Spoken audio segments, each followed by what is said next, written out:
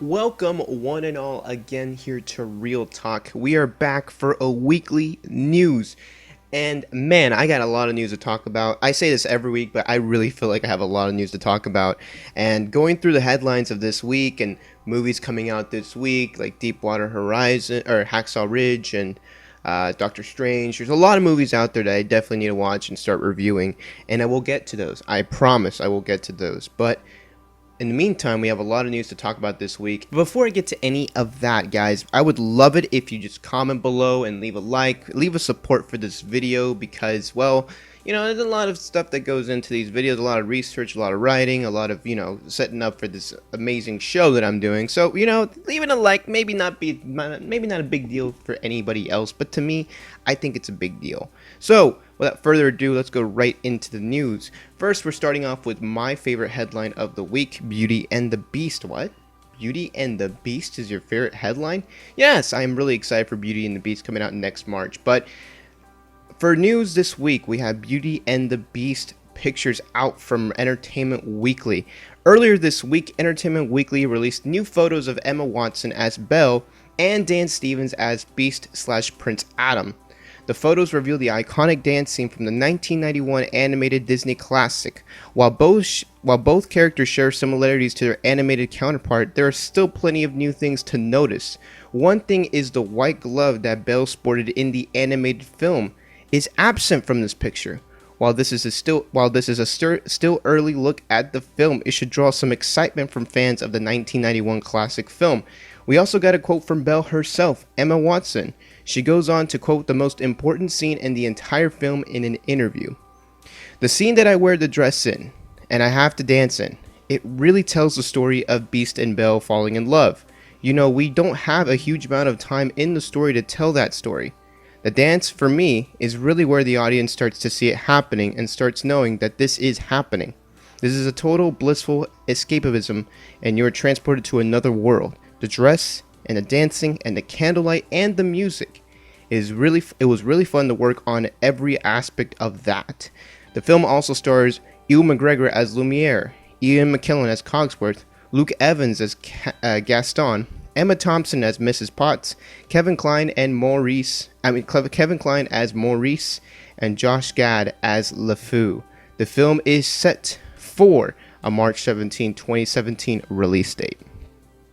So the photos, man, here's the thing I found about the photos was there's a huge attempt to definitely sway away from the 1991 classic. And let me explain myself for a bit, because I understand that the costumes are almost exactly the same way.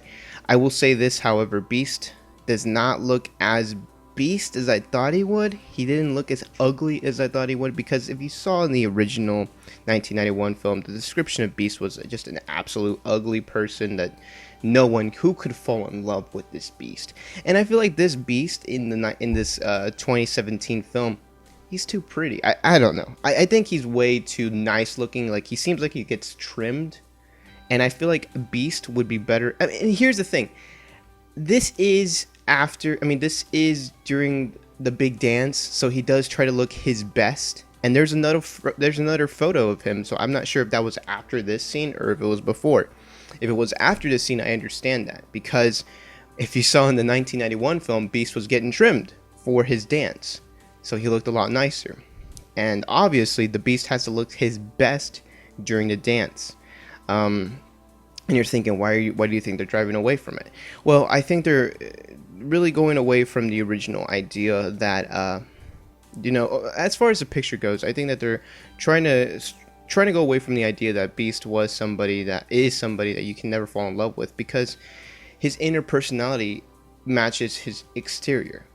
And even though Beast got cleaned up in the 1991 film, I think that he still looked like a beast. He still looked like he was not in, his best form, because he's exterior. He looks absolutely terrible. He's a beast. He's an ugly person and just a monster. In fact, his own quotes is, he's a monster. He doesn't look like a monster much here. He looks a bit too pretty, in my opinion, but I'm nitpicking, I think. when I see this movie, when I see how they film it, it's still early in development. They can always ugly him up a bit more.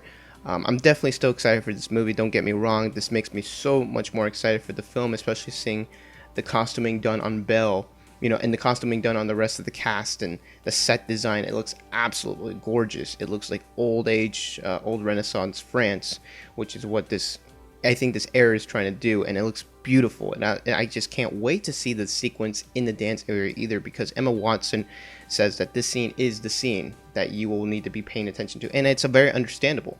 The dance scene between Beast and Belle, that moment to where they really fall in love for the first time, and I think it's a huge deal. And for me, as Beauty and the Beast, the 1991 animated film, is my favorite Disney movie of all time. I've said this repeatedly so many times. And the Jungle Book definitely had excitement. The Lion King has a lot of excitement, but I think Beauty and the Beast is the key. Beauty and the Beast will either make or break the remakes of the 90s classics, like the Aladdin movie, or if they ever want to do another Tarzan movie. We've seen like 50 million of them, but you could do that one. The Mulan movie that Disney is planning, I think. A possible Little Mermaid. There's a lot of choices that Disney could go if they succeed with this movie. It opens the door for the rest of the 90s, I think. I think it opens the door for the rest of the 90s to be remade because, while there's still people out there who feel nostalgia towards Sleeping Beauty and Cinderella, they're not as numerous as the 90s, right now.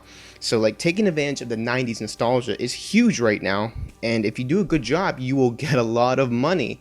A lot more money than you would with Sleeping Beauty, even though Sleeping Beauty is kind of a timeless classic. I feel like Beauty and the Beast is the same thing. Even though it's a lot newer than Sleeping Beauty, I think that if you succeed with Beauty and the Beast, it opens the door for everything else. But if you mess it up, if you mess this up with this incredible cast, I think that Disney will have to take a huge look at what they're doing wrong, and they will have to restart with an older franchise again, because they succeeded with Cinderella. And it makes me hopeful, and the Jungle Book too. That makes me very hopeful for what Disney's going to do in the future. But we'll definitely see. Keep your eye out for this movie as it's coming out in March 17, 2017. So excited for this movie, regardless. Moving on to The Flash, the solo film coming up, starring Ezra Miller. In today's superhero film craze, the director might be losing their voice more often now than ever before. The case is being made for the Flash solo film as director Rick, I'm going to butcher his last name, Famuyiwa, I really, really hope that's not what it sounds like, because I crucified that name, has left the project. The question in everyone's mind is whether a good and passionate director hiring a good and passionate director is a smart choice for studios that simply want to make a box office hit. Marvel, despite Ant-Man controversies and Joss Whedon drama, have collected lots of money while producing quality films. Is this a case against passionate and auteur directors? So, this is more of an open discussion that I'm going to be leaving out to you guys, as well as me, discussing it with you guys and my thoughts on this. I absolutely hate the fact that directors are not succeeding in the superhero genre, because it's a terrible thing to see these passionate, hardworking directors who made these great single independent movies get crushed when they get in the larger studios and producing bigger budget films, because that's really what we all want. We want these quality directors to make quality movies, and whenever a passionate and auteur director, auteur is also another word for artist. So these are, when I say auteur director, it means that they're an artist and they take passion in their directing. They're very much like a painter, like an artist painter who takes so much passion into a film. A lot of directors that have been fired from, or let go or quit from these superhero projects are those types of directors, like Edgar Wright. Even Josh Trank, to a point, was that sort of director before he got into Fantastic Four. And now this could be the case for Rick Famuyiwa, because he directed Dope, and that was a pretty good movie. But with this Flash solo film, it really makes me so sad, and I'm really hoping that James Wan does not back out of Aquaman. I really hope that does not happen, and I think this is something that DC and Marvel have to pay attention to. If they have directors that are successful on their own and think that, hey, if we put them with a lot of money, they'll make us a great movie. That's not always the case, because more is not always better. More money is not always better. More executive power is not always better, because they have a lot of eyes and magnifying glasses on these directors for the first time ever in their careers, and when you throw them into the fire like that, you will have failures sometimes. James Gunn is probably one of the only cases that I think that's not the case. And even he wasn't successful as an independent director with some of his solo films. He was nominated for a Razzie, for goodness sake. But he had a successful film with Guardians of the Galaxy. But we see other directors like Edgar Wright just absolutely crushed and absolutely angry at the studios for not letting them do their passionate films. And it's very interesting, because while Ant-Man was a very decent film, there will always be the question of what was Edgar Wright's Ant-Man. We might never see that ever on the big screen, because of the fallout that he had with Marvel. And Joss Whedon had his own fallout with Marvel too. I mean, a couple years ago, with Avengers Age of Ultron, there were some creative differences between him and Kevin Feige, and at the end of the day, who's going to win? Kevin Feige, because he's the head man at Marvel. And whenever you have these successful directors and you bring them in, and they butt heads with the likes of Kevin Feige, or even Jeff Johns, who's in charge of DC, who's going to win? It's going to be those guys, Jeff Johns or Kevin Feige, because they're the mans in charge of Marvel and DC, and that's the case for any, and I mean any, major studio. If you have a passionate director doing a King Kong movie, you know who's going to win in that argument? The people who are paying for King Kong, the executive producers, the headmans at Legendary. If you do another Godzilla film, who's going to win? Oh, who's going to win. Unless you're a highly successful director like a Steven Spielberg or a Quentin Tarantino, who has a reputation of, really having a voice in Hollywood, you just cannot afford to, argue against these executives, or you're going to lose your job. You can either leave the project in peace with your livelihood, or you're going to have to bend. You're going to have to bend, and you're going to be like, okay, well, I'm going to do exactly what these people want, because I have no choice and I want money.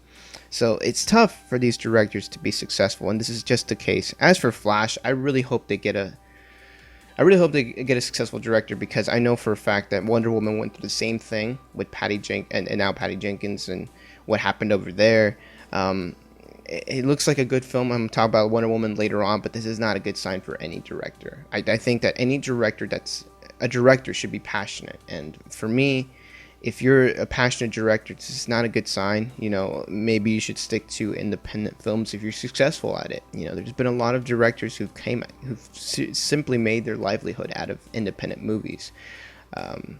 Like the director of Birdman and The Revenant.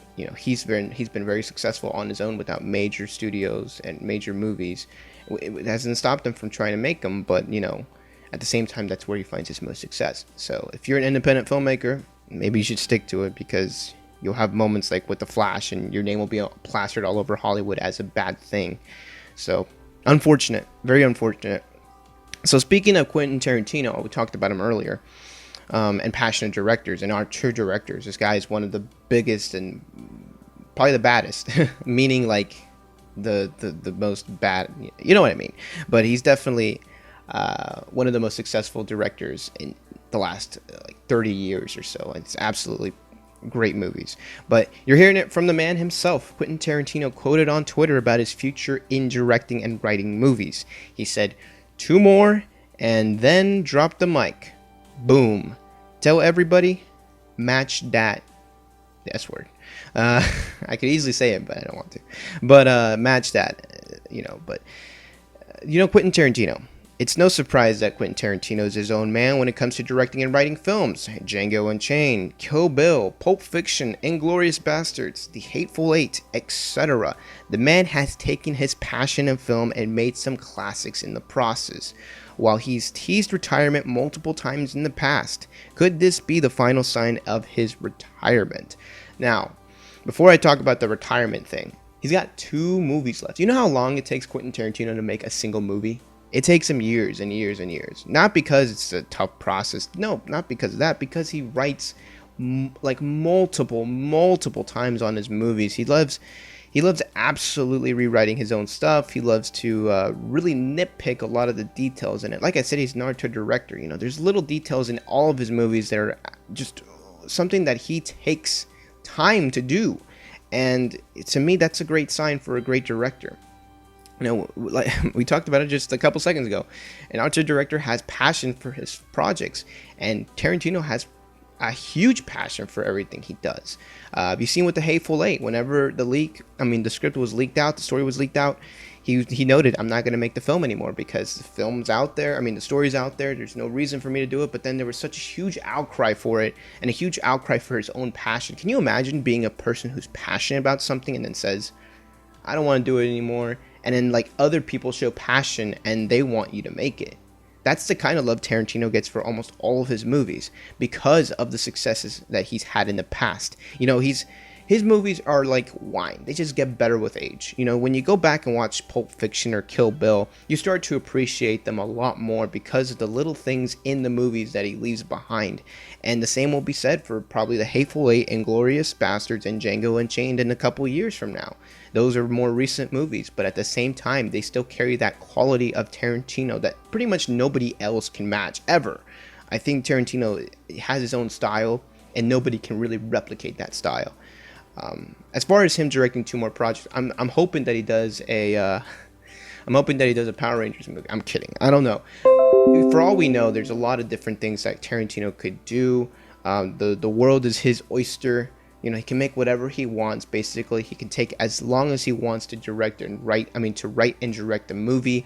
And I'm sure whenever one of his final 2 films comes out, there's gonna be a lot of people there in line waiting for him. And same thing for the final movie. I'm hoping for a Pulp Fiction. I'm just kidding. I really hope he doesn't do a sequel for one of his movies because he's very good at original movies and he should stick to that because that's what he's best at. You know, Kill Bill Volume 2 was alright, but you know, I think he should stick to what he does best, and that's writing original films. So let me know in the comments below what you guys think of Tarantino's last 2 films. Do you want him to direct a Power Rangers movie, a Ninja Turtles movie, a Transformers movie? Let me know in the comments below. I don't think he's going to do that, but you can state your opinions down below. So let's move on to Rogue One. No opening crawl for Rogue One? It may look like Rogue One will not feature the iconic opening crawl of a traditional Star Wars film. Executive at Lucasfilm, Kathleen Kennedy, gave us an answer in a question with Time magazine. She stated, the crawl and some of those elements live so specifically within the saga films that we are having a lot of discussion about what will define the standalone Star Wars stories separate and apart from the saga films. So we're right in the middle of talking about that. This latest quote from Kennedy obviously states that the crawl will stick to the narrative saga films, and is that a good thing? I think it's a great thing. I think it's a great thing that these opening crawls stay with the saga narrative films because there is nothing like sitting down for an episode of like the Skywalker saga or of the Han Solo adventures, you know, on the main screen, like Empire Strikes Back or Return of the Jedi or even The Force Awakens. When you sit down and you watch those films and you see that opening crawl, you know you're about to watch the continuation of a saga. It's almost like a serial. You know, these are serial films that each couple years come out with a new addition to the overall story. It is a continuation of episode 1, it is a continuation of episode 2, a continuation of episode 3. No matter how far it draws away from the original first movie, it's always going to be a continuation of that same narrative. And that includes the Skywalkers and the Obi-Wan Kenobis and the Han Solos. As for these standalone films, I think that they're great whenever they're doing their own thing, because while there's a lot of elements in it that carry such similarities to the original trilogy and even the prequels, there's no doubt in my mind that these movies will stick to what they are in that separate stories within the Star Wars larger expanded universe. Such is the case for Rogue One. It is not a story of Darth Vader. It is not a story of Luke Skywalker. It is a story of Jyn Erso and her adventure. It's not a saga film. It's not a continuation of the rebellion as the whole group itself. It is not not the continuation of the Empire's growth or the Emperor's grasp. It's a separate story within a larger universe, and it makes absolutely no sense to include the opening crawl, because if you include the opening crawl, it's just going to be like, oh, so this is a Star Wars movie. Like, this is an episode. This is a Star Wars episode. No, it is not. And I think that if you put the crawl in, it's gonna get the wrong message, in my opinion. And that's my opinion. You guys can have a different opinion about it, but this is just very brief, and I really wanted to get my thoughts on it because it's very important. The crawl is very important to Star Wars, and I think we got to keep it in the saga films. So let me know in the comments below what you think about this. And finally, for our final point in our final discussion, it'll be about the Wonder Woman trailer that just came out. Oh, there's a Wonder Woman trailer? I had no idea. Alright, so the main event of the show is here. Wonder Woman just dropped a new trailer, and well, it just looks really good. We get a good look. I wrote good luck. We get a good look at Wonder Woman, aka Princess Diana, fighting in her homeworld of Themyscira, World War I, and fighting alongside Chris Pine's Steve Trevor in a quote-unquote man's world. We also get a glimpse of Gal Gadot's humor when she's wearing a dress at the very end after the tail end of the trailer. It's a nice little humor moment there. And we kind of get a little bit of a first Avenger vibe from the trailer. I do, at least. No surprise, but this time DC is going with the fish out of water story in different layers. A strong woman in a man's world, a warrior fighting in a war of guns, and obviously a metahuman living amongst us normal mortal people. So, wow. When I first saw this trailer, I loved it. Absolutely loved it. Then again, I loved the first Batman vs Superman trailer. I loved the Man of Steel trailer. And I love the Suicide Squad trailers. But DC knows how to make a good trailer and get you hyped. That's what I'm saying.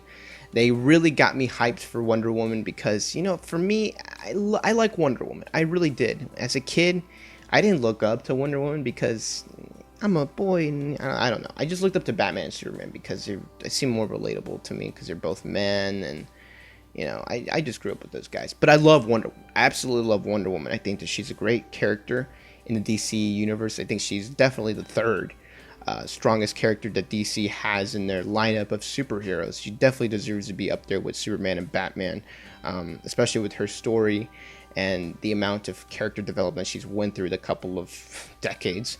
Her origin story is, in my opinion, it could be probably the most intriguing.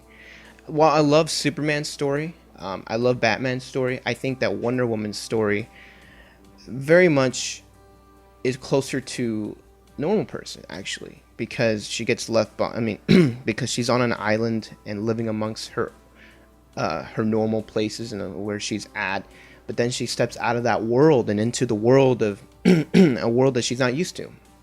And I feel like we do that a lot of times in our real lives. We live in our own comfortable spaces, and then we step out for a little bit, and there's obviously a lot of problems that come with it, but we translate, we adapt, and we become better people. Or not better people, but we understand our world better. And that's what Wonder Woman's story is. She steps out of her island. Excuse me, I need some water. Oh my gosh. That's what happens when you talk for like 30 minutes. But Wonder Woman, being a strong woman amongst a man's world, because this is the early 1900s and the early 20th century. So you gotta understand that this life was so much different back then. I wasn't born back then, but I understand it. It was a man's world back in the early 1900s and 2000s. I mean, not 2000s, but back in the early 1900s and 20th century. The women's rights movements, I think, was a little later. I think it was like right before the recession, and it was after World War I. I really can't remember, and I apologize for my lack of history knowledge, but it was very different to see a woman fight amongst the world of men, and fighting alongside men was very, very different. It was a different idea that not a lot of people were used to, and not a lot of people were open to it, to be honest. Um, but to see her in this trailer step out of the shadows and to fight, and show that a girl can fight. This is great. I think it's a great thing to see. It's always great to see whenever, a narrative that's can be easily proven wrong is proven wrong. Wonder Woman, oh my gosh, she's so much stronger than a lot of these other men, and I think that when you do this, you have to be careful. You have to be careful not to make her Mary Sue, a person that's too powerful or whatever. She's gonna have to go through some trauma. She has to go through some tragic to make her a much more relatable hero, just like any other hero would. Like a Batman, like he lost his parents, or Superman, he lost his home world. Wonder Woman needs that kind of moment, and I think she does. I haven't read too much of her comic books, but I think she has a moment like that, and you have to explore that, or else she's not going to be very relatable. She's not going to be relatable through tragedy, because that's just an aspect of telling a character's story, and they have to do that. They really have to do that in this movie. But other than that, I love the action sequences in this movie. I love that DC just has its own style. It looks so much. I mean, I don't know. I'm not gonna say it looks so much better. I just like how it looks so much different than Marvel. But like I said, I mean, Suicide Squad had a great trailer. Batman vs Superman had a great trailer. The Justice League has a good trailer. But I don't know. I'm optimistic, but obviously there's a lot of room left to be desired. There's a lot of questions left in my mind.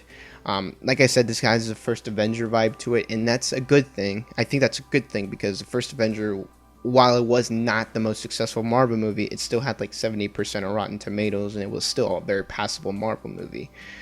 But that's what DC right now needs. They just need a passing solo film. That they need to show us that they can make a solo film. Because obviously the group thing, it's working for box office numbers, but as far as critic viewpoints and the logic standpoints, it just doesn't work. They need to fix that, and I think in order to fix that, they need to be able to tell a character story, and a character story of Wonder Woman. It can't come at a better time. This is the perfect time to do it. In the movements, the equal rights movement that's going on right now, with all of the fire, the backlash that the Ghostbusters are facing. I think that there needs to be a positive spin on this women's movement, and I think the Wonder Woman movie can do it. I think that it can do it because she's a traditional superhero that's always been a strong woman. There's no argument to, oh, you're changing the character. No, Wonder Woman's always been strong like that, and I think they need to make this good. They need to make this good. I keep saying this. DC needs to make this a good movie. They need to make Suicide Squad movie. This Suicide Squad movie is going to make or break it. Batman vs Superman is going to make or break DC. I'm saying it right now. Wonder Woman's a make or break movie for DC. And I will probably be repeating myself for Justice League. But we'll see. We'll definitely see, but I'm very excited for this movie. Let me know in the comments below if you're excited for the movie too. Let me know your thoughts on Wonder Woman. Are you getting the Captain America First Avenger vibe from this movie? Let me know in the comments below. That'd be fantastic. Let me know for what you thought of all these other news. I know there's a lot of news still left out there to talk about, but I thought that these were the most important ones to talk about, at least for me. So let me know in the comments below what you think. Leave a like for this video. Subscribe, because that'd be fantastic. I'd love to see that subscribe number go up a bit. But it's up to you guys. This is America. You guys are left to your choices. But that's about it from me here at Real Talk for this weekly news edition. Thank you very much for watching. See you next time.